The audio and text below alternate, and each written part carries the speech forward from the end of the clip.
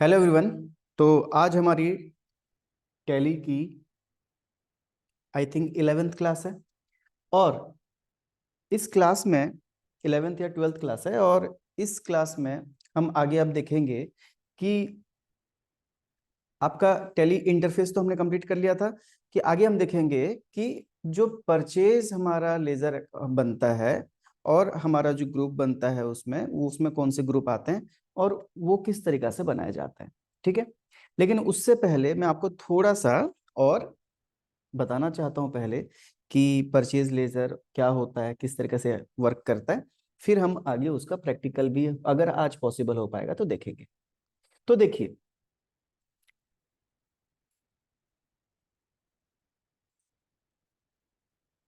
हमने GST complete कर लिया था।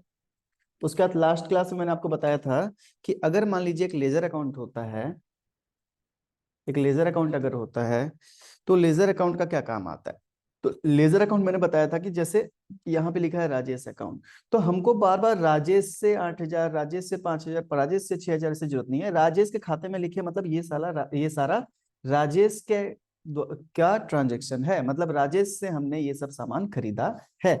कौन कौन से डेट में, ये डिटेल्स यहाँ पे लिखा हुआ है।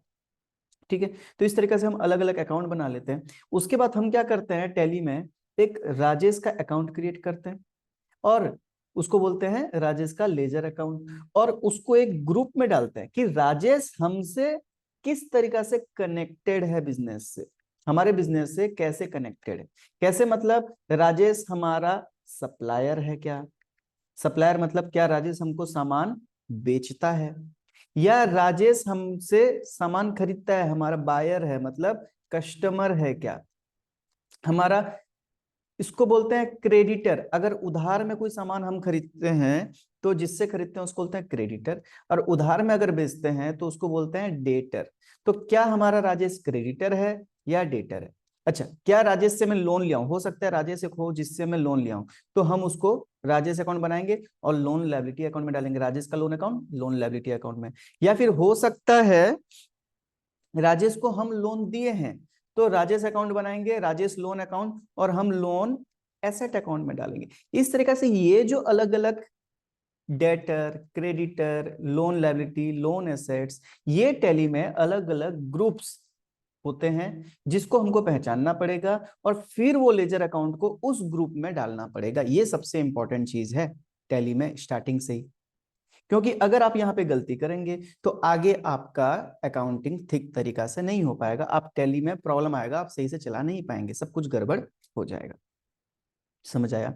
तो लास्ट क्लास में हमने देखा था कि हमारे बहुत से बिजनेस रिलेटेड पर्संस होते हैं, तो ये अलग अलग ग्रुप हम बना, टैली में हमारे पास रहता है, हम खुद भी बना सकते हैं। और ये अलग अलग ग्रुप हमको क्या करना पड़ेगा, पहचान के उस ग्रुप के अंदर लेजर को डालना पड़ेगा। लेजर बना के कौन सा ग्रुप पहचान करके उस ग्रुप के अंदर हमको जो लेजर जिस ग्रुप के अंदर आता है उसके अंदर वहां पे डालना पड़ेगा टैली में, तब जाके हमारा टैली सही तरीका से वर्क करेगा। चलिए, यहां तक हमने कल आपको बता दिया था। आई थिंक ये आपका क्लियर है। ये आगे कौन से अंदर में कौन से लेजर किस ग्रुप में आता है वो हम आपको क्लास के दौरान आगे बताते जाएंगे, धीरे धीरे समझाते जाएंगे। और लास्ट में पूरा जो टैली के जितने ग्रुप्स हैं वो अच्छे से पूरा एक एक ग्रुप को क्लियर भी करेंगे, ग्रुप का काम क्या है, इस ग्रुप में क्या एंट्री हो सकता है, एवरीथिंग, कौन कौन से वाउचर, सब कुछ यहाँ पे फिर आगे जाके धीरे धीरे क्लियर करेंगे। ओके।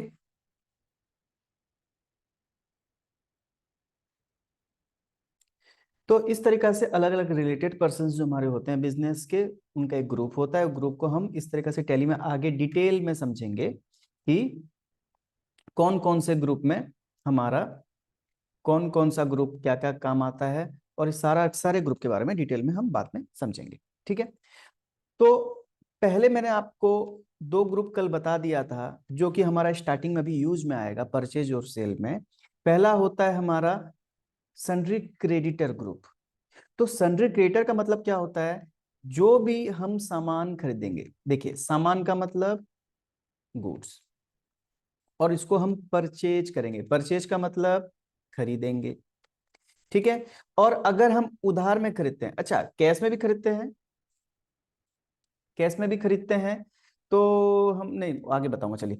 तो हम अगर उधार में खरीदते हैं, तो उधार में खरीदते हैं ना, तो हम उनको बोलते हैं हमारा क्रेडिटर। और टैली में ये ग्रुप का नाम रहता है सन्ड्री क्रेडिटर्स। सन्ड्री मतलब सारे मिक्स क्रेडिटर्स हमारे जितने हैं, तो उसके लिए इसको सन्ड्री क्रेडिटर्स बोल के टैली में बाय डिफॉल्ट एक ग्रुप आता है। आपके पास जहां भी जो भी टैली आपके पास रहेगा, सब में ये नाम से आपको मिलेगा, सन्ड्री क्रेडिटर्स।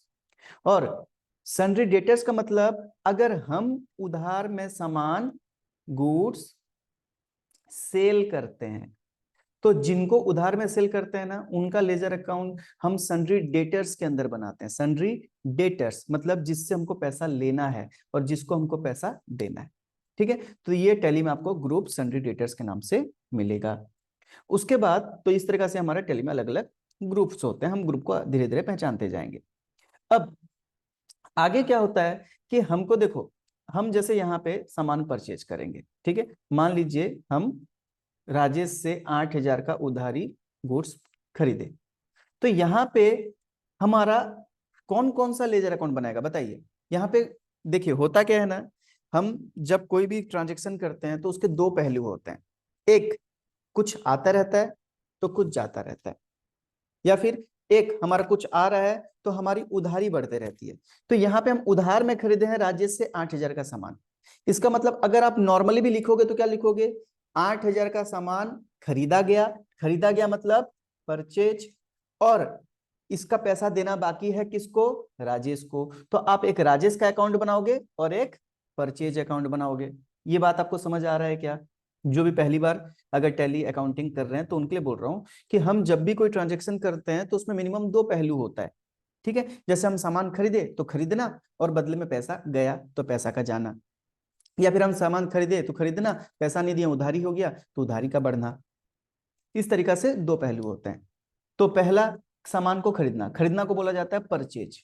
तो हम एक अकाउंट बनाएंगे लेजर परचेज अकाउंट। और दूसरा, हम खरीदे उधार में, तो उधार में खरीदे तो किससे खरीदे, राजेश से, तो दूसरा राजेश अकाउंट। ये हम दो लेजर अकाउंट बनाएंगे।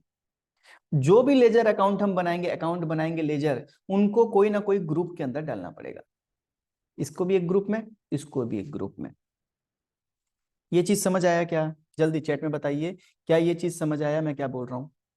कि हम जब भी कोई ट्रांजेक्शन्स करेंगे तो हमको देखना पड़ेगा कौन से वाउचर्स में एंट्री करना है, फिर हमको देखना पड़ेगा कौन कौन सा अकाउंट बनेगा, ठीक है। तो हम उस हिसाब से अकाउंट बनाएंगे, फिर वो अकाउंट लेजर अकाउंट को कौन से ग्रुप में जाएगा वो देखना। सब चीज हम आगे धीरे धीरे करेंगे कौन सा किस में जाएगा, लेकिन ये क्या कर रहा हूं मैं, आपको समझ आया? जल्दी बताइए चैट सेक्शन में, फिर हम आगे बढ़ते हैं।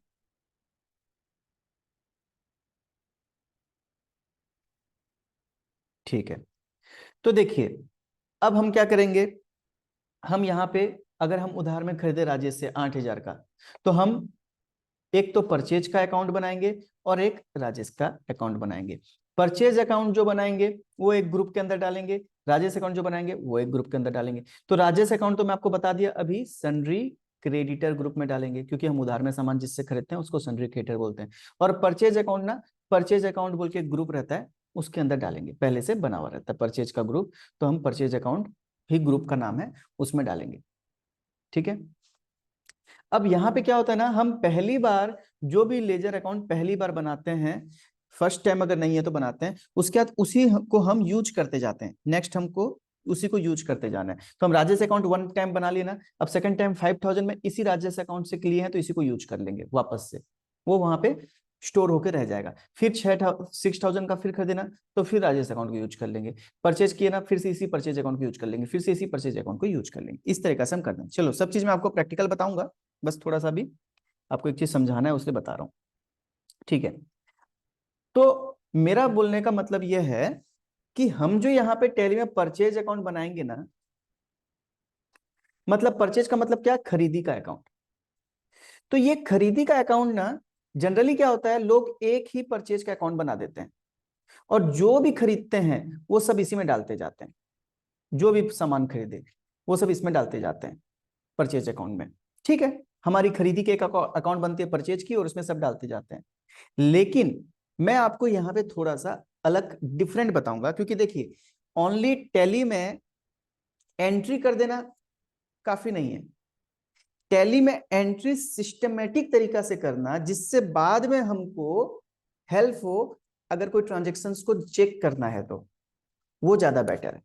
जैसे मान लीजिए आप देखे होंगे, कभी आप कोई भी बुक पढ़े होंगे, आप अभी तक स्कूल में जो भी बुक पढ़े, बताइए, हर कोई स्कूल में कुछ ना कुछ बुक पढ़े होंगे, है ना? मैथ्स हो कि आपका इंग्लिश हो कि आपका साइंस हो, कोई भी आपकी स्कूल की बुक हो, या फिर आप कोई नॉवेल्स भी पढ़े। अच्छा, कोई नॉवेल पढ़ता है, बताइए इनमें आप में से, नॉवेल वगैरह भी पढ़े होंगे आप, है ना? या फिर आप कोई मतलब एनीथिंग आप बुक पढ़े होंगे, तो उसमें देखिएगा क्या होता है, आगे कंटेंट दिए रहते हैं, समझ रहे हैं आप? आगे कंटेंट दिए रहते हैं, इंडेक्स नंबर दिया जाता है कि भाई ये वाला टॉपिक, ये वाला चैप्टर के अंदर क्या है, ये वाला चैप्टर के अंदर क्या है, और ये चैप्टर कौन से पेज में, चैप्टर कौन से पेज में।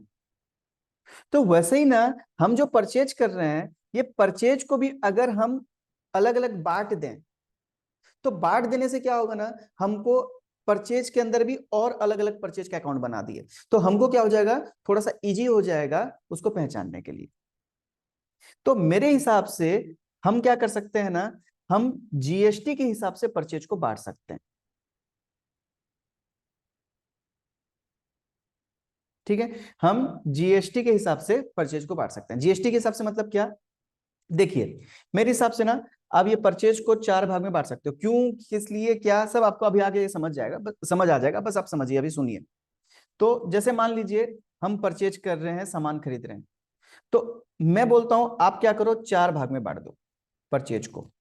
पहला, परचेज इंट्रा एग्जेम्प्टेड। देखिए, हम जो बिजनेस करते हैं ना, तो हमारे बिजनेस में ऐसा हो सकता है कि कोई गुड्स के ऊपर टैक्स नहीं लगता है। जैसे हम मान लीजिए एक किराने की दुकान कर रहे हैं या फिर मॉल एक खोले, तो कुछ गुड्स ऐसे होंगे जिसके ऊपर टैक्स नहीं लगता है, ठीक है? हम जिसके ऊपर टैक्स नहीं लगता है। अच्छा, कोई गुड्स होगा जिसके ऊपर टैक्स लगता होगा, तो अगर टैक्स नहीं लगता है तो हम भी आगे बेचेंगे तो टैक्स नहीं लगाएंगे, और अगर टैक्स लगता होगा तो हम टैक्स देके आएंगे और आगे बेचेंगे तब भी टैक्स हम भी लगा के आगे बेचेंगे। अच्छा, हो सकता है कोई गुड्स हम लोकल ही खरीद लेते हैं, दुकानों में ऐसा होता है, कोई गुड्स हमको लोकल हमारे मतलब हमारे स्टेट में ही मिल जाता है। अच्छा, और कुछ गुड्स हमसे हमको बाहर से, आउट ऑफ स्टेट, दूसरे स्टेट से हमको खरीद के लाना पड़ता है, आउट स्टेट से, तो कोई गुड्स हम आउट स्टेट से खरीद के लाते हैं। तो ये जो लोकल खरीद के लाते हैं, इसके ऊपर कौन सा जीएसटी लगा, अगर टैक्स लगता है तो कौन सा जीएसटी लगता होगा, बताओ, जल्दी बताइए। अगर हम कोई गुड्स लोकल अपने स्टेट के अंदर से ही खरीद के लाते हैं, तो हमारे ऊपर कौन सा जीएसटी लगेगा, जीएसटी की कौन सी टाइप लगेगी, जल्दी चैट सेक्शन में बताइए कि हमारे अंदर जीएसटी की इसमें कौन सी टाइप लगेगी। C GST, S GST, very good, C GST, S GST. तो ये हमारा सी जीएसटी एस जीएसटी यहाँ पे लगेगा, और हम इसको अगर लोकल ही बेचेंगे, खरीदे तो सी जीएसटी एस जीएसटी, और इसको लोकल ही बेचेंगे तो same C GST S GST लगेगा। वैसे ही अगर मान लीजिए हम बाहर से खरीद के लाते हैं दूसरे स्टेट से, तो हमको बिल में कौन सा जीएसटी लगेगा, आईजीएसटी।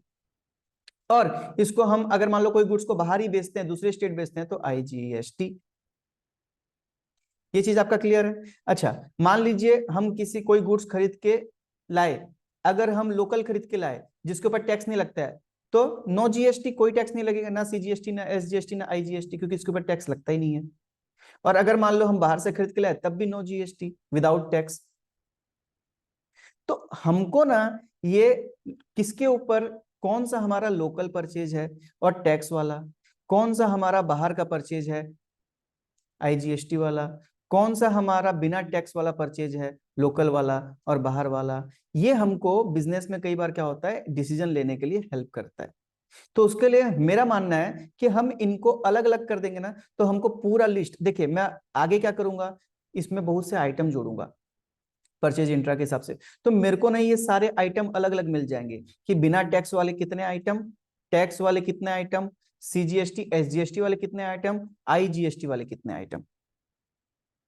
तो ये करने के लिए आपको शुरू से ही उसको अलग अलग करना पड़ेगा, तब जाके वो अलग होंगे, है ना?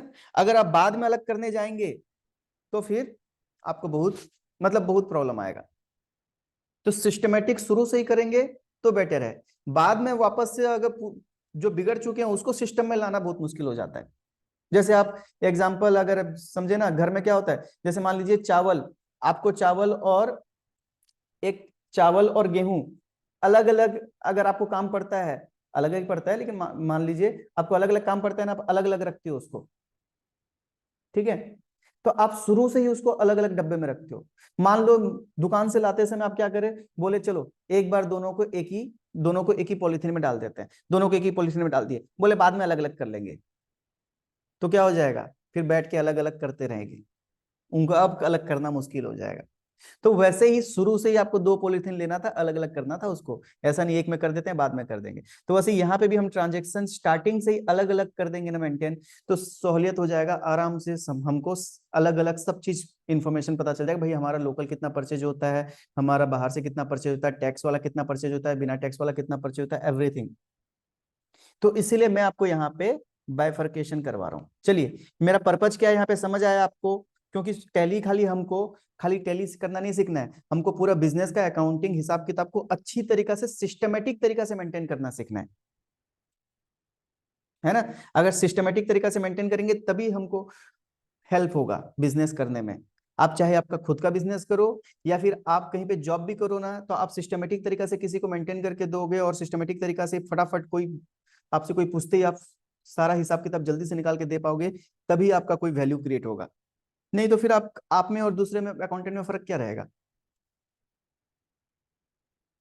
तो उसके लिए आपको यहाँ पे इस तरीका से करना है। चलिए, होप आपको ये क्लियर है जो मैं यहाँ पे आपको बताया क्या करने वाला हूं मैं।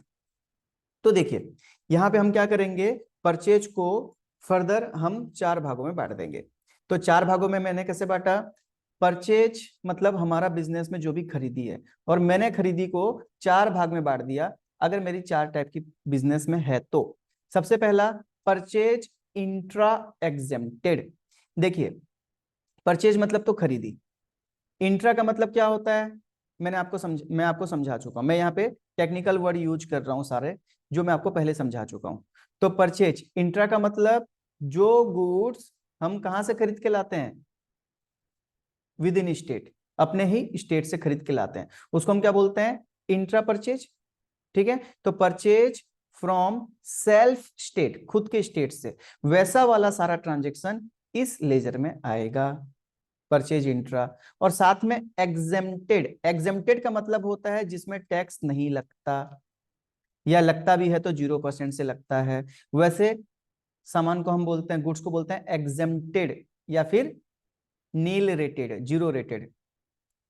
तो जो भी हम सामान खरीदेंगे बिजनेस में, गुड्स खरीदेंगे जो विदाउट टैक्स है, जिसके ऊपर टैक्स नहीं लग रहा है, बहुत से आइटम होते हैं, फूड आइटम्स बहुत से जिसके ऊपर टैक्स नहीं लगता है, और सेल्फ स्टेट से परचेज कर रहे हैं, अपने ही स्टेट से परचेज कर रहे हैं, तो उनको जब भी परचेज करेंगे तो इस लेजर में एंट्री करेंगे, ये वाला परचेज में एंट्री करेंगे। चलो, यहां तक आपको क्लियर है। थोड़ा सा अलग टाइप का चीज है जो आपको मैं भी कहीं ना मिले, इसलिए मैं आपको वापस से बता रहा हूँ, मतलब वापस से रिपीट कर करके बता रहा हूँ। तो क्या आपको क्लियर है ये चीज में क्या बताया आपको, कि जो हम एक लेजर बनाएंगे परचेज के अंदर में, परचेज इंट्रा एग्जेम्प्टेड, और इस लेजर में कौन सी एंट्री होगी, जो गुड्स हम अपने ही स्टेट से खरीदेंगे इंट्रा, और जिसके ऊपर टैक्स नहीं लगता, विदाउट टैक्स, एग्जेम्प्टेड। एग्जेम्प्टेड का मतलब होता है जिसके ऊपर टैक्स नहीं लग रहा, छूट है, या फिर जीरो लग भी रहा है तो 0% से, उसको हम बोलते हैं परचेज इंट्रा एग्जेम्प्टेड, इसलिए मैं इसका नाम रख दिया ये, और इसमें हम ये एंट्री करेंगे। ठीक है, उसके बाद सेकंड आता है परचेज इंट्रा टैक्सेबल, टैक्सेबल या फिर जीएसटी वाला। मतलब क्या, कि अब यहां पे कौन आएगा, जो भी गुड्स हम परचेज करेंगे सेल्फ स्टेट से, इंट्रा है, इंट्रा का मतलब क्या होता है, सेल्फ स्टेट, खुद के स्टेट से, तो जो भी कुछ हम खुद के स्टेट से खरीदेंगे उसको बोलते हैं इंट्रा। और जिसके ऊपर टैक्स लग रहा है, टैक्सेबल, टैक्सेबल का मतलब टैक्स लग रहा है, या फिर आप परचेज इंट्रा जीएसटी भी बोल सकते हो, जिसके ऊपर जीएसटी लग रहा है, तो मतलब जो जीएसटी लग के आया है जो सामान, और हमको भी आगे उसके ऊपर जीएसटी लगाना है, तो उसको हम यहाँ पे अलग कर देंगे और वो इस लेजर में डालेंगे। ठीक है, तो परचेज जो सेल्फ स्टेट से करेंगे, और अच्छा अगर जीएसटी लग रहा है सेल्फ स्टेट से तो कौन कौन सा जीएसटी लगेगा, एसजीएसटी, सीजीएसटी, जो भी परसेंटेज है उसका हाफ हाफ रेट से। ये सब चीज आप समझ चुके हो। और जीएसटी टैक्स मतलब कौन सा जीएसटी है, तो हमारा 5%, 12, 18, 28 इनमें से कोई भी हो सकता है, जो भी होगा हमको पता रहेगा उस समय। तो जो भी जीएसटी वाला आइटम और अपने स्टेट से खरीदेंगे उनको ये लेजर बना के इसमें डालेंगे। हमको ये चारों लेजर एक एक बार बनाना है। फर्स्ट टाइम बनाया, सेकंड टाइम फिर एंट्री इसी टाइप का होगा तो इसमें इसमें डालना है, फिर इस टाइप का होगा तो इसमें डालना है। बस हमको ध्यान रखना है कि किस में डालना है। ओके। उसके बाद थर्ड आता है हमारा परचेज इंटर एग्जेम्प्टेड। अब बताओ इंटर का मतलब, परचेज का मतलब खरीदी, इंटर का मतलब जो हम परचेज कर रहे हैं अदर स्टेट से, अदर मतलब दूसरे स्टेट से, हमारे स्टेट से बाहर कहीं से भी परचेज करें तो हम इंटर स्टेट बोलते हैं। तो परचेज इंटर। और एग्जेम्प्टेड, एग्जेम्प्टेड मतलब अभी बताया था मैं, जिसके ऊपर टैक्स नहीं लगता उसको एग्जेम्प्टेड बोलते हैं। मतलब जो ऐसा आइटम जिसके ऊपर टैक्स नहीं लग रहा है हम खरीद के लाए और दूसरे स्टेट से खरीद के लाए तो उसको हम बोलेंगे परचेज इंटर एग्जेम्प्टेड। और इस लेजर में ऐसा कोई भी गुड्स परचेज करेंगे तो इस लेजर में एंट्री करेंगे परचेज वाला।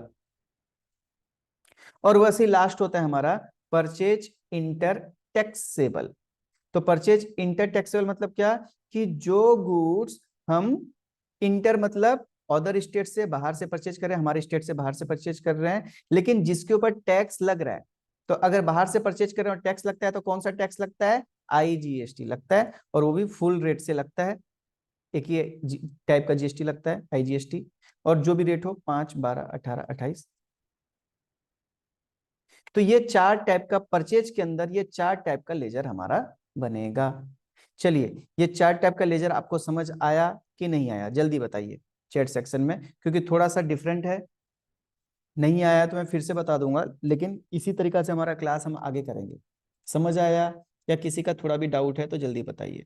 चार टाइप का लेजर, ये लेजर का नाम देखिए, ये लेजर का नाम मैं अपने हिसाब से दिया हूं, आप अपने हिसाब से चेंज कर सकते हो। कई ऐसे करते हैं कि मान लीजिए जिसके ऊपर टैक्स नहीं लग रहा है तो परचेज, खाली परचेज लिख देते हैं और अपने स्टेट का है। बाहर का है तो परचेज आउटसाइड ऐसे लिख देते हैं और जीएसटी ऐसे लिख देते हैं। तो ये अपने नाम नाम अपने हिसाब से चेंज कर सकते हैं, इसमें कोई बड़ी बात नहीं है। मैंने आपको ये सब टर्म समझा रखा है, इंटर, इंट्रा, टैक्सेबल, एग्जेम्प्टेड, तो इसीलिए मैं ये नाम लिख दिया। आप चाहें तो इसका नाम अलग भी कर सकते हैं, कई जन अलग नाम से भी करते हैं। तो आप कल को अगर मान लीजिए किसी क्लाइंट का या कहीं पे जॉब भी करेंगे, वहां पे भी अगर मान लीजिए यूज करेंगे, तो आपको बस थोड़ा सा समझना पड़ेगा भाई वो कैसा मेंटेन कर रहा है। अगर वो चारों कर रहा है, हो सकता है कोई ना खाली एक ही परचेज अकाउंट बनाता होगा, सबको मिक्स कर देता होगा, कोई भी परचेज करे इसमें। इंट्रा इंटर मैंने तो आपको बता दिया सिंपल तरीका से। इंटरनेशनल मैच, इंटरनेशनल मैच मतलब इंटर आ रहा है वहां पे, इंटर, इंटरनेशनल मैच मतलब दो नेशन के बीच में, हमारा इंडिया और दूसरा कंट्री, तो मतलब इंडिया से दूसरे के साथ, तो इसको बोलते हैं इंटर। वैसे इंटर स्टेट मतलब हमारे स्टेट से बाहर दूसरे स्टेट के साथ, तो ये होता है इंटर। और उसी का ऑपोजिट इंट्रा मतलब हमारे स्टेट के अंदर। ठीक है, इसी से आपको ध्यान आ जाएगा, इंटर का मतलब बाहर और इंट्रा का मतलब अंदर। ओके। तो ये चार टाइप का हमारा लेजर बनेगा यहाँ पे, और हम पहचानेंगे कि हमारा कौन सा लेजर में एंट्री होना चाहिए। अगर हमारा विद इन द स्टेट है, एक स्टेट के अंदर, हमारे स्टेट के अंदर से कहीं से खरीदे हैं तो इंट्रा वाला, टैक्स लग रहा है तो टैक्सेबल वाला, नहीं लग रहा है तो एग्जेम्प्टेड वाला। वैसे ही अगर हमारा स्टेट से बाहर कहीं से परचेज कर रहे हैं तो इंटर वाला, टैक्स लग रहा है तो टैक्सेबल वाला, नहीं लग रहा है तो एग्जेम्प्टेड वाला। बस इस तरीका से हमको अलग अलग में हम डालते जाएंगे, चारों डब्बे में डालते जाएंगे, जिसमें जो जिसको जिसमें जाना चाहिए, तो हमारा सब अलग अलग हमको आराम से बाद में मिल जाएगा। ओके, ठीक है। उसके बाद आगे देखिए कि टैली में ना दो तरीका से एंट्री किया जाता है। एक होता है अकाउंट्स ओनली, और एक होता है अकाउंट्स विथ इन्वेंट्री। ठीक है, एक होता है अकाउंट्स ओनली, एक होता है अकाउंट्स विथ इन्वेंट्री। इसका मतलब क्या होता है, देखिए अकाउंट्स ओनली का मतलब होता है कि यहां पे ना हम स्टॉक मेंटेन नहीं करेंगे, हम खाली जैसे परचेज करे, परचेज तो परचेज अकाउंट, राजेश से खरीदे राजेश अकाउंट, बस कितना का खरीदे, 1,000 रुपए का खरीदे, बस यहाँ पे 1,000 रुपए का क्या खरीदे, कितना पीस खरीदे, एक पीस का दाम कितना, वो सब हम यहाँ पे नहीं लिख रहे हैं। तो इसको बोलते हैं अकाउंट्स ओनली। ठीक है, जैसे मैंने आपको यहाँ बताया, राजेश से 8,000 का सामान सामान खरीदे, 5,000 का खरीदे, 6,000 का खरीदे, बस टोटल इतना का खरीदे, क्या खरीदे क्या नहीं खरीदे वो टैली में हिसाब नहीं दिख रहे, उसके लिए हमारे पास जो बिल था वो बिल हम चेक कर सकते हैं, तो उसको हम बोलते हैं अकाउंट्स ओनली। और एक होता है accounts with inventory. With inventory का मतलब मैंने आपको बताया था पहले ही, स्टॉक। तो स्टॉक डिटेल के साथ में जब हम टैली में लिखते हैं कि राजेश से 1,000 रुपए का सामान खरीदे, जिसमें नोटबुक 10 पीस है, एक पीस का दाम 100 रुपया, टोटल होता है 1,000 रुपया। तो हम यहाँ पे क्या खरीदे, कितना पीस खरीदे, एक पीस का दाम कितना, टोटल कितना, ये जब हिसाब हम पूरा डिटेल में लिख के देते हैं, टैली में एंट्री करते हैं, तो उसको बोलते हैं अकाउंट्स विथ इन्वेंट्री। इन्वेंट्री मतलब स्टॉक, स्टॉक डिटेल्स के साथ में जब हम एंट्री करते हैं तो उसको बोलते हैं अकाउंट्स विथ इन्वेंट्री। तो हम 99% यही वाला एंट्री करते हैं, क्योंकि ये बेस्ट है, हमको क्या खरीदे, कितना खरीदे, कितना में खरीदे, टोटल कितना, सब कुछ यहाँ डिटेल्स मिल जाएगा। और बहुत कम जन खाली अकाउंट्स ओनली कर लेते हैं, जिनको पर पीस के हिसाब से जानकारी नहीं चाहिए। मान लीजिए किसी का एक ही टाइप का काम है, जैसे मान लीजिए किसी को छड़ी खरीदना है, जिसका छड़ का ही काम है, तो बस छड़ कितना खरीदे, बस उतना, क्वालिटी अलग अलग और कितना का आया, बस वो लिख लेते हैं। या फिर कई भी बहुत जन उसको मतलब जिसमें ज्यादा वैरायटी नहीं रहता वो अकाउंट्स ओनली भी कर लेते हैं, नहीं तो बेटर है यही करना, और हर कोई यही करता है। तो टैली में दोनों ऑप्शन दिया गया है, मैं आपको दिखाऊंगा दोनों ऑप्शन कैसे होता है, और हम भी ये दोनों ऑप्शन ही कैसे यूज किया जाता है, दोनों ही ऑप्शन हम भी सीखेंगे। चलिए, यहां तक आपको क्लियर है क्या? जल्दी बताइए कि यहां तक कोई डाउट है। क्योंकि ये बेसिक नॉलेज के बाद ही हम आगे बढ़ पाएंगे।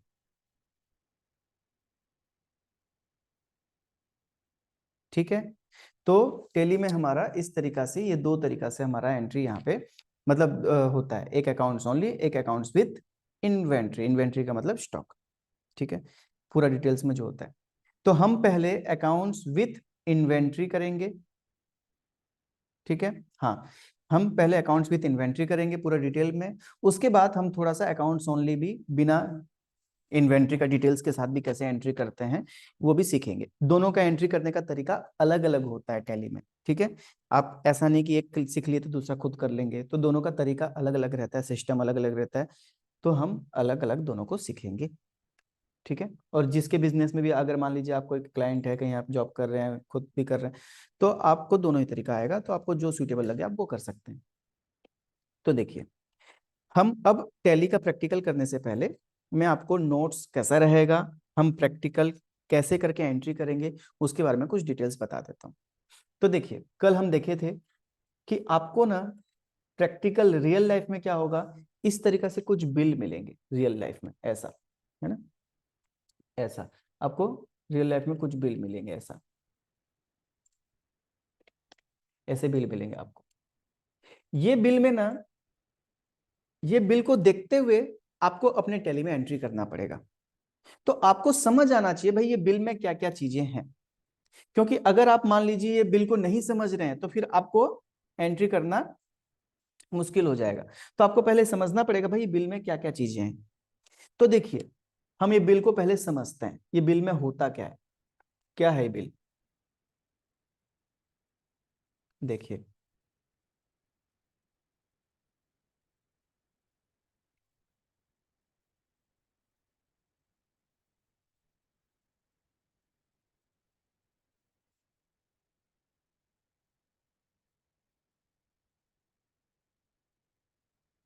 देखिए, तो यहाँ पे आपको ये बिल दिख रहा है, तो यहाँ पे देखिए, यहाँ क्या लिखा है, टैक्स इनवॉइस।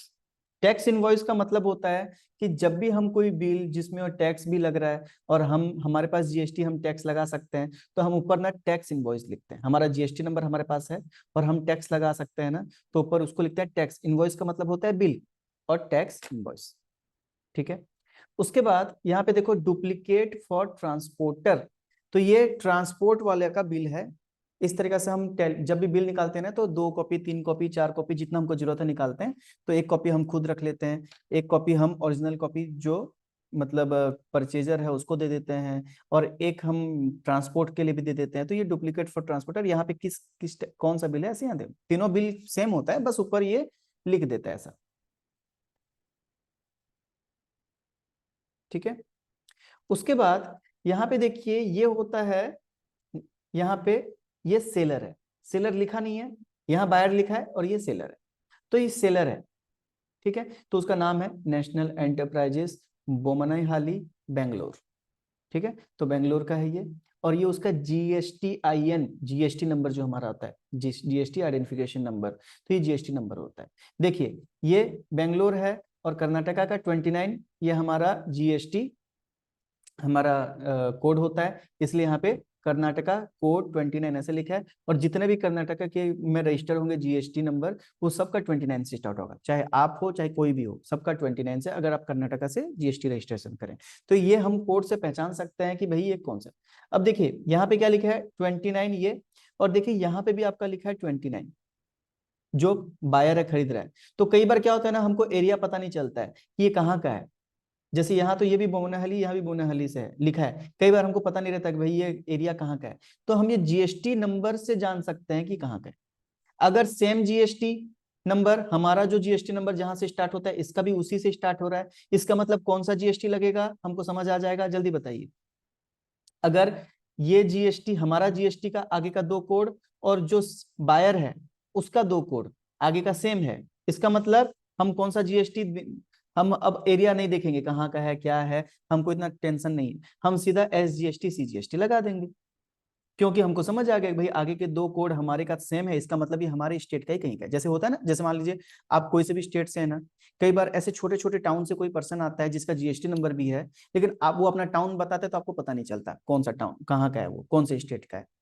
तो आप कैसे करेंगे, अब आप या तो उससे स्टेट पूछेंगे आपका स्टेट कौन सा है, या फिर आपको अगर मान लीजिए स्टेट वहां पे बिल में लिखा हुआ नहीं है, मतलब या फिर आप कंफ्यूजन है, तो कैसे करेंगे। तो यहाँ से आप कोड मिला सकते हो, अपना जीएसटी नंबर बताएगा, उसको बिल चाहिए तो जीएसटी नंबर बताएगा अपना, और अपना जीएसटी नंबर, उसका जीएसटी नंबर से पहचान जाओगे, हाँ ये हमारा जीएसटी उसका जीएसटी सेम, इसका मतलब SGST CGST लगेगा। और नहीं तो अगर मान लो जीएसटी नंबर नहीं दे रहे तो पूछ सकते हो उससे, उसमें कोई प्रॉब्लम नहीं। ठीक है, ये एक तरीका हो गया। उसके बाद फिर यहाँ पे इनवॉइस नंबर, तो ये हमारा जो हम सेल कर रहे हैं ना, तो सेल का बिल नंबर यहाँ पे टैली से आ जाता है, हमारा बिल नंबर। उसके बाद ये डेट, कौन से डेट का ये एंट्री हुआ है टैली में, कौन सा डेट है, वो डेट का यहाँ डेट लिखा हुआ है। उसके बाद डिलीवरी नोट, तो ये हम जैसे मान लीजिए आप अमेजोन वगैरह से कहीं से खरीदते हैं ना, तो वहाँ पे एक डिलीवरी नोट होता है, मोड पेमेंट कैसे मिला, कैश, ये बहुत सी चीजें यहाँ पे फिलअप किया जाता है।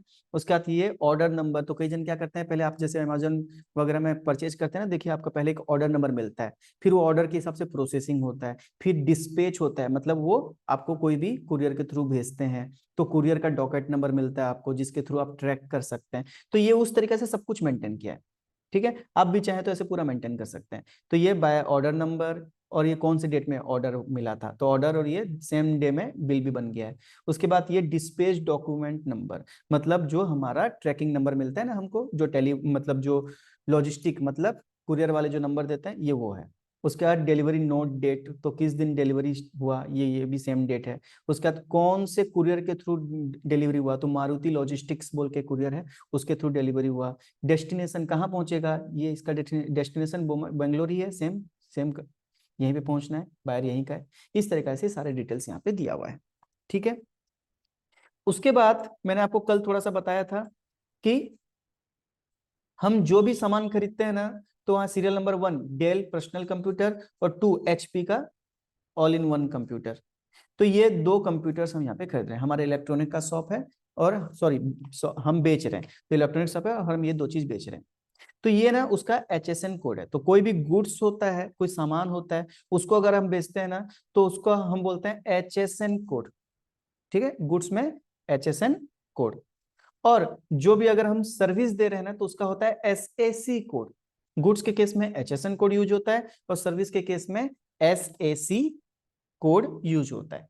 ठीक है, तो यहाँ पे सबका ना सरकार के द्वारा हमको कौन से आइटम के ऊपर कौन सा HSN कोड होगा मिल जाता है। और नॉर्मली क्या होता है ना, हम किसी से खरीद के लाते हैं, वो खुद ही बता देता है कि उसका कौन सा HSN कोड है, हम बेचते समय भी वही HSN कोड लगा देते हैं। तो हमको ऐसे पहचानना नहीं पड़ता कि भाई हमारा कौन सा ऐसी कोड, SSC कोड लगेगा, कौन सा HSN कोड लगेगा, ये हमको खुद ही मिल जाता है।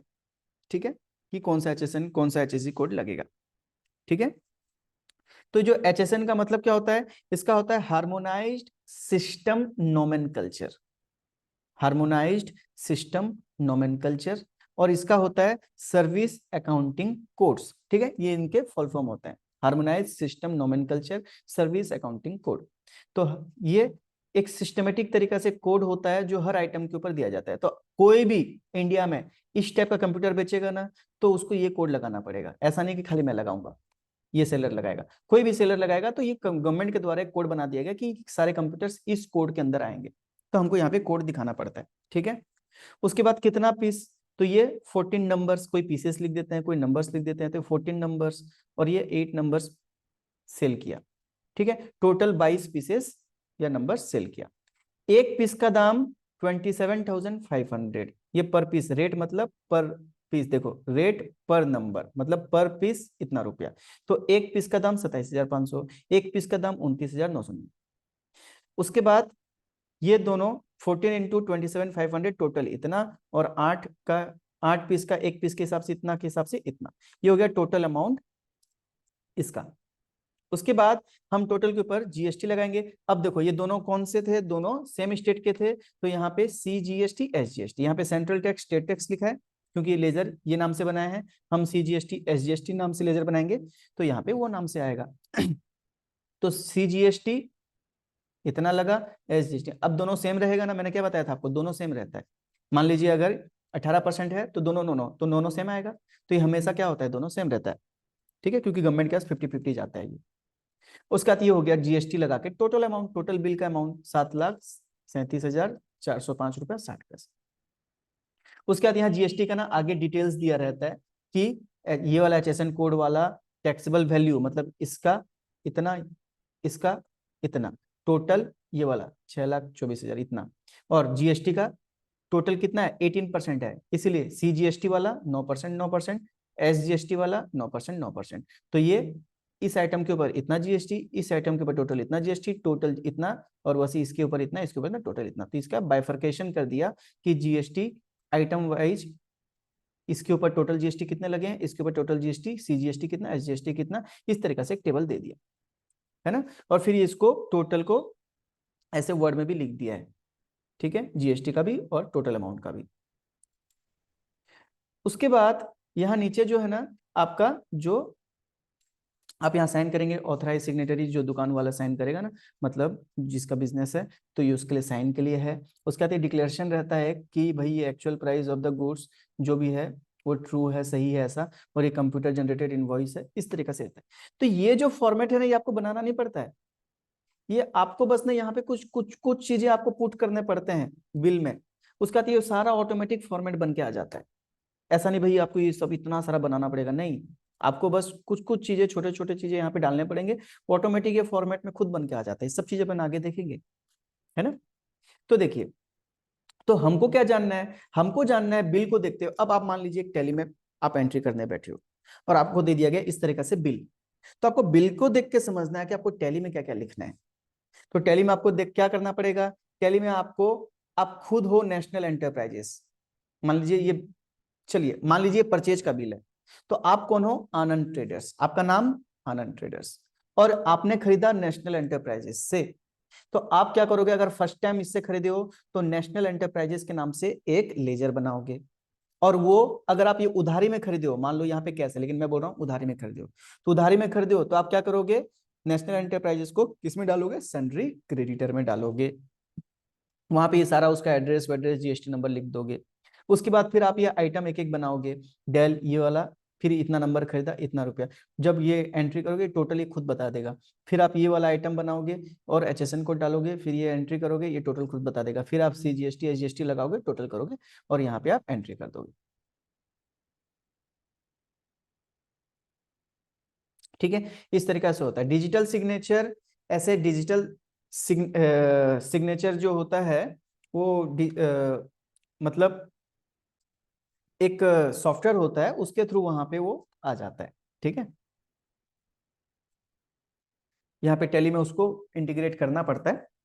वो अपन अभी यहाँ पे आपको एजुकेशन मोड में नहीं समझ आएगा, वो बाद में हो जाता है, जिसको अगर रिक्वायरमेंट रहता है ना आगे तो कर दिया जाता है ऐड ऑन करके। ठीक है, तो ये हो गया आपका टैक्स इनवॉइस। चलिए, अब कोई सा बिल आप समझ पाओगे, कहाँ पे चीज क्या दिया है, ये क्या है, ये क्या है, ये क्या है, ये क्या है, कहाँ क्या लिखा है, बिल को पूरा समझ पाओगे? पूरा बिल में आपको समझा दिया क्या होता है, तो क्या ये बिल आप समझ पाए? बताइए जल्दी। बिल अब आपको समझ आ गया? ठीक है, तो इसी तरीके से आपको बिल मिलेगा और कुछ अलग नहीं। ऑल इंडिया आपको ऐसा ही बिल मिलेगा। ठीक है, हो सकता है इनमें इनमें कोई कोई सी चीजें फिलअप नहीं हो, अगर रिक्वायरमेंट नहीं है तो, बाकी बिल इसी फॉर्मेट में मिलेगा आपको। तो आपको समझ आना चाहिए। ओके, अब देखिए, यहाँ पे जो जो हमको टैली में डाल मतलब इनपुट हमको चाहिए रहता है ना, वो सबका मैं आपको प्रैक्टिस के लिए ना बहुत सारे बिल में आपको बना दिया हूँ, जो हम आगे जाके प्रैक्टिस करेंगे। तो अब आपको हमारा बिल समझ आ रहा है कि नहीं, आपको बताएंगे। देखिए,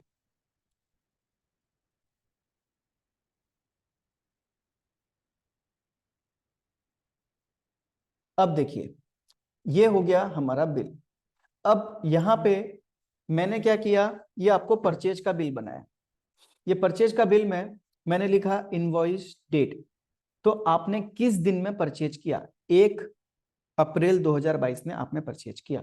इनवॉइस नंबर मतलब सामने वाला जो बिल का हम नंबर है, उस बिल में जो नंबर है ये हमारा वो नंबर है। उसका किससे खरीदा, माँ ग्रोसरी स्टोर से आपने खरीदा, ये पार्टी नेम है जिससे हमने खरीदा। ठीक है, ये सब हम उधार में खरीद रहे हैं। उसका उसका एड्रेस, तो ये उसका एड्रेस है और ये उसका जीएसटी नंबर है। ठीक है, उसके बाद क्या आइटम खरीदा, तो हमने बेसन खरीदा, कोकोनट ऑयल खरीदा। ये उसका एचएसएन कोड है, बेसन का एचएसएन कोड और कोकोनट ऑयल का एचएसएन कोड। और ये जीएसटी रेट है, तो इनके ऊपर मान लीजिए 0% से लगता है, कोई जीएसटी नहीं लगता। और कितना खरीदा, तो बेसन हमने 12 केजी खरीदा और कोकोनट हमने 6 लीटर खरीदा। मान लीजिए इसका 200 रुपया, इसका 420 रुपया, तो इस तरीके से टोटल हमारा ये अमाउंट और टोटल इतना होता है। अब बताइए, ये बिल आपको समझ आया? क्योंकि मैंने आपको ओरिजिनल बताया, लेकिन ऐसा पूरा फॉर्मेट में हम आपको बिल अभी प्रैक्टिस के लिए देने नहीं होगा, तो मैं आपको जो जो रिक्वायरमेंट है वो मैं आपको यहाँ पे बता दिया, उसके हिसाब से ये बिल बन गया। तो क्या ये बिल आपको समझ आया? आपको ये बिल में क्या क्या है, क्या क्या जो जो क्या क्या आपको यहाँ पे एंट्री करना है, तो जो एंट्री करने लायक है, जो जिसको हमको टैली में एंट्री करना पड़ेगा बिल में देख के, उसका यहाँ पे मैंने आपको बिल बना के दे दिया। और ये आपको ओरिजिनल जो मैं आपको बिल दिखाया उस फॉर्मेट में आपको मिलेगा। तो आपको ये वहां से ये सारे आइटम पहचान में आ जाएंगे, कौन सा डेट का परचेज है, मतलब सेल सामने वाला कौन सा डेट में करा, कौन सा बिल का डेट कौन सा है, नंबर क्या है, किससे खरीदा, उसका एड्रेस क्या है, उसका जीएसटी नंबर क्या है, क्या खरीदा, एचएसएन कोड क्या है, कितना खरीदा, क्या रेट से खरीदा, टोटल कितना। तो आपको हर बिल में ये इंफॉर्मेशन को समझना है, देखना है और अपने टैली में एंट्री करना है। ओके, यहां तक क्लियर है? ठीक है, तो देखिए इस तरीका से ना मैं आपको क्या करूंगा, ये टैली में कैसे एंट्री करते हैं प्रैक्टिकली पूरा करके दिखाऊंगा। उसके बाद आपको इस तरीका से बहुत सारे प्रैक्टिस के, सेम टाइप के प्रैक्टिस के मिलेंगे। इसको आपको खुद को फिर प्रैक्टिस करते जाना है, सेम रहेंगे। एक एंट्री आप सीख गए तो बाकी सब आपके लिए सेम रहेंगे। ये सारा जब आप बताइए, बाकी क्लासेस में क्या करते हैं, आपको एक एंट्री खुद करके दिखाते हैं और लोग करके देखो बोलते हैं, और उसके बाद फिर आगे बढ़ जाते हैं। तो फिर क्या होता है, नेक्स्ट हम दूसरा जब करते हैं तो पहला वाला भूल जाते हैं। अब यहाँ पे मैं आपको एक करके आपको 10 एंट्री करवाऊंगा। ऐसे हमारा जितना भी एंट्रीज प्रैक्टिकल होगा ना, सब ऐसे ही होगा। तो अब उसके बाद एक करने के बाद ना दूसरा करने में आपको थोड़ा कंफ्यूजन होगा, तीसरा में आपका कंफ्यूजन थोड़ा ठीक होगा, चौथा में थोड़ा सा आप परफेक्ट होगे, पांचवें में और लास्ट करते करते ना उस एंट्री में आप परफेक्ट हो जाओगे। फिर आपको वो एंट्री पूरी तरह से समझ आ जाए, क्योंकि बार बार कर करके प्रैक्टिस होके आपका क्लियर हो जाएगा, तो आप वहां पे परफेक्ट हो जाओगे। फिर वैसे ही नेक्स्ट हम दूसरा, फिर दूसरा, इस तरीके से हम प्रैक्टिस करते हुए आगे बढ़ेंगे। चलिए, समझ आया? तो ये वाला एंट्री टैली में कैसे करेंगे, ये आपको मैं नेक्स्ट क्लास में टैली में एंट्री करके दिखाऊंगा। उसके बाद ये वाला आपको नोट्स आपके ऐप में मिल जाएगा। तो ये अच्छा, यहाँ बताइए, अब मेरे को बताइए यहाँ पे लेजर पहचानिए। ये वाला पहली बात तो मैं आपको पहले खुद बता दिया कि परचेज कर रहा हूं मैं, ठीक है। तो परचेज तो होगा। आगे बताइए, मैंने जो आपको 4 लेजर बनाया था परचेज में, ये कौन सा होगा? पहला बताइए, परचेज ये कौन सा है? इंटर है कि इंट्रा है? मैंने आपको पहले ही बताया था कि सबको समझना है, आप सारे उड़ीसा से हैं, ठीक है। ऐसा मत सोचना कि आप जहां से वहां के हिसाब से तो ये इंटर हो गया। आप सबके लिए, अभी आप कहाँ के हैं? उड़ीसा के हैं, क्योंकि मैंने आपका जो laser create sorry company create कराया है, उड़ीसा स्टेट का करवाया है। तो आपके लिए ये कौन सा है? परचेज इंट्रा है कि इंटर है? जल्दी बताइए मुझे, परचेज कौन सा है? इंट्रा, ठीक है, इंट्रा। सबको इंट्रा मानना है, क्योंकि मैंने सबको बोला है कि आपको उड़ीसा के हिसाब से एंट्री करना है, क्योंकि मैंने बिल सारे उड़ीसा के हिसाब से दिए आपको। तो आप हैं परचेज इंट्रा, ये वाला उड़ीसा आप जहां भी देखेगा आपको इंट्रा मानना पड़ेगा। उड़ीसा से बाहर जहां भी होगा आपको इंटर मानना पड़ेगा। क्लियर है? उसके बाद बताइए, यहाँ पे जीएसटी लग रहा है क्या? इस आइटम में, इन दोनों आइटम में जीएसटी लग रहा है क्या? बताइए। नहीं लग रहा है, तो ये कौन सा है? ये वाला एग्जेम्प्टेड है ना। तो ये वाला आपका परचेज इंट्रा एग्जेम्प्टेड, एग्जेम्प्टेड मतलब टैक्स नहीं लग रहा है। तो आपका ये वाला लेजर होगा परचेज इंट्रा एग्जेम्प्टेड। समझ आया? इसलिए मैं इसका लेजर का नाम भी दे दिया हूं, परचेज इंट्रा एग्जेम्प्टेड।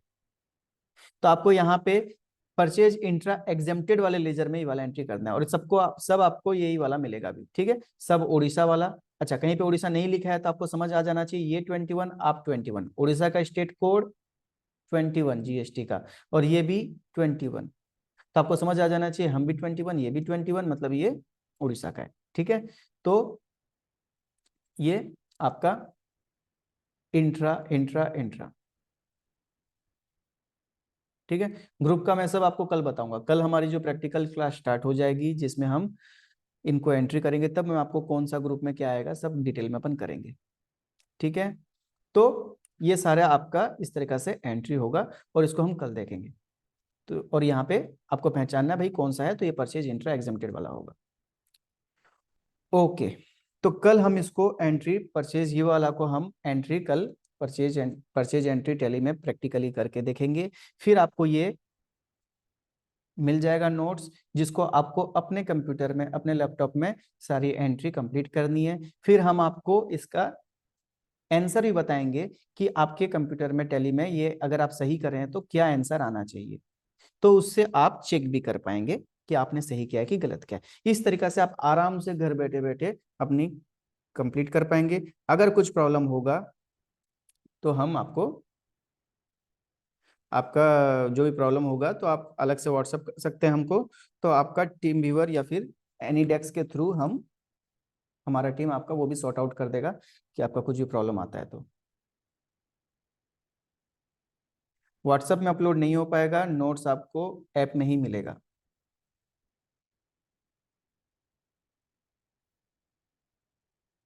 जिसका ऐप नहीं चल रहा है आप हमको पर्सनली व्हाट्सएप कीजिए, क्या प्रॉब्लम हम देख देंगे।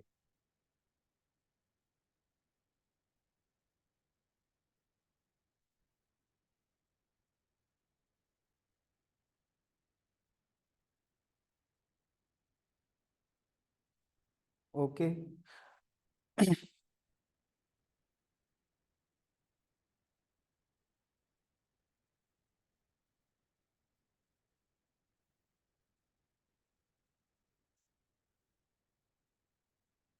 जिसका भी टैली ओपन नहीं हो रहा है, क्या हो रहा है प्रॉब्लम, आप व्हाट्सएप कर देंगे, हम देख देंगे। नहीं तो आप थोड़ा सा, कोई भी जो थोड़ा बहुत जानते हैं आपके फ्रेंड्स या फिर कोई सीनियर या कहीं भी, थोड़ा सा आप चेक करवा सकते हैं। कोई बड़ा चीज़ नहीं है, टैली एक छोटा सा सॉफ्टवेयर है, कोई हल्का फुल्का इशू होगा ओपन हो जाएगा।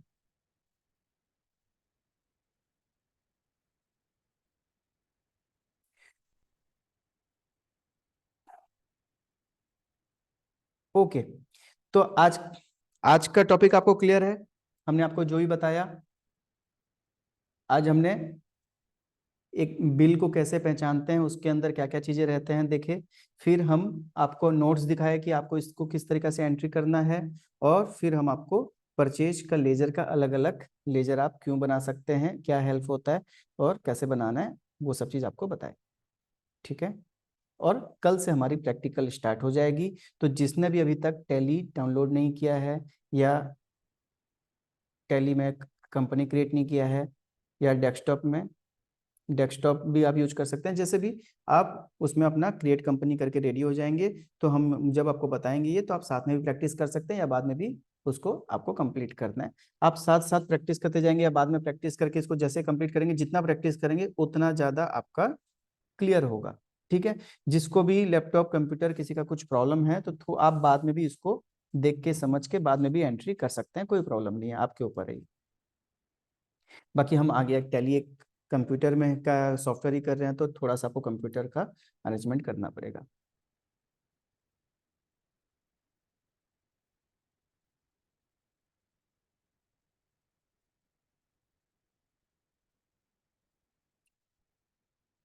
चलिए, ओके, थैंक यू एवरीवन।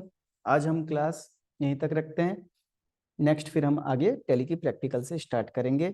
तो सब अपने अपने टैली के साथ में, मतलब अपने सॉफ्टवेयर में सही तरीका से कंपनी क्रिएट करके फिर आगे आप एंट्री करेंगे। Okay, okay, thank you.